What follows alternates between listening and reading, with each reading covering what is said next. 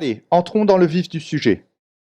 Première chose à savoir, c'est que la plupart des tutoriels que vous allez trouver sur le net vous recommandent de rendre votre API accessible derrière une URL du type votre domaine principal, API, et puis les points de terminaison du type create user, par exemple. Ce type d'URL ou de façon de fonctionner ne marchera pas si sur votre domaine principal est installé un WordPress.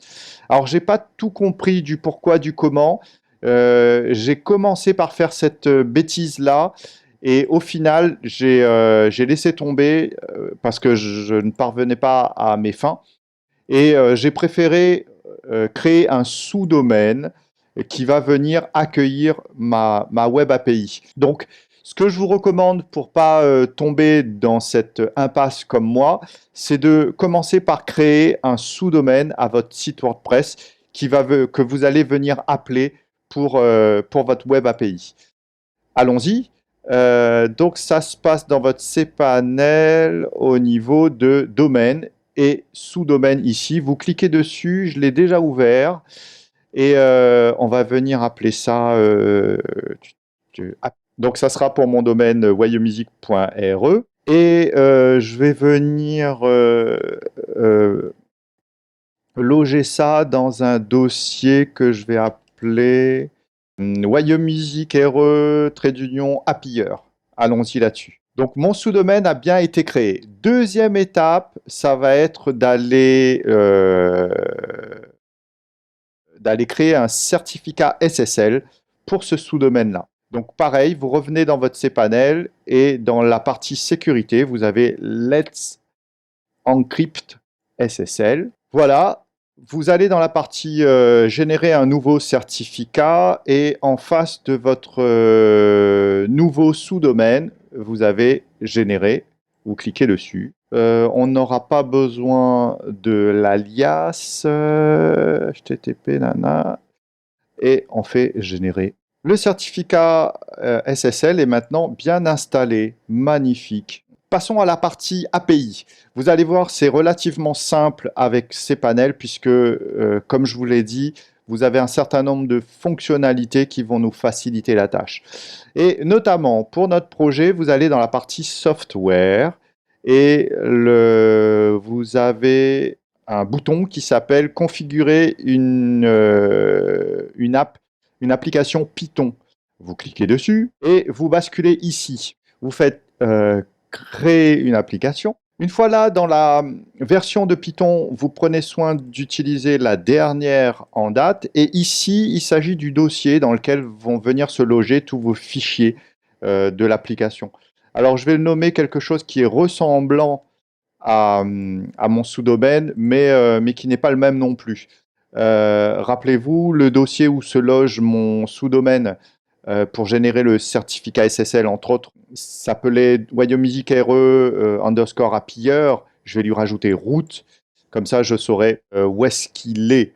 Dans l'URL de l'application, vous prenez soin d'utiliser l'URL que vous venez de créer. Application Startup File, vous laissez vide. En point d'entrée, vous laissez vide. Alors, le Passenger Log File, c'est là où vont venir s'écrire tous les logs, à la fois les erreurs, les access logs aussi, de votre Web API. Donc, vous commencez par loger ces logs-là dans le même dossier que votre application. Et ensuite, vous nommez ça comme vous voulez, .log. Voilà, tout est clair. Yes, vous faites create application. Application Python créée avec succès. Vous laissez ça ouvert et on va aller on va revenir dans notre cPanel et on va aller dans File Manager, gestionnaire de fichiers. Donc ici, je suis dans le dossier de mon application et on va venir faire un petit peu de changements. Je vais d'abord créer le fichier de mon application principale que je vais appeler, soyons original, app. Fichier Python que j'ai appelé app.py. Je vais aussi venir créer un fichier pour charger les bibliothèques qu'on va venir appeler requirement. Yes. Alors, le fichier passenger, on va venir l'ouvrir. Et ce que vous allez faire, c'est commenter ce qu'il y a déjà. Pour commenter, on va faire ça. Où est-ce que c'est? Voilà. Et on va venir écrire ceci. Importation. Ok, vous sauvez. Et ensuite, je profite d'être là. On va aussi modifier le fichier requirement. On va venir... Donc Flask, c'est mon micro-framework qui va m'aider à créer ma RESTful API. Et enfin, le Flask HTTP hot va nous aider à sécuriser et intentiner notre API. Ça, et enfin, on va venir mettre ce qu'il faut ici, edit. Donc c'est une application Flask et on va commencer par faire un petit Hello World pour vérifier que tout baigne. Voilà, et donc... Alors, on va venir installer les bibliothèques. Pour ça, lorsque vous créez votre application, vous avez une ligne de commande ici sur laquelle vous pouvez cliquer et on va venir ouvrir le terminal. Où est-ce qu'il est, le terminal? Il est là. Donc, la commande que vous avez copiée, elle est où? Python. Voilà, la commande que vous avez copiée ici, vous la collez dans votre terminal et vous faites. Et là, vous êtes dans votre environnement Python et on va pouvoir faire une première chose, c'est d'installer les bibliothèques. Alors, ça se fait avec cette petite ligne de commande. Install, _r, requirements.txt. Rappelez-vous, c'est le fichier qu'on a créé tout à l'heure. Je fais Entrée. Voilà, tout est bien installé. Alors, je vais quand même faire un pip install upgrade.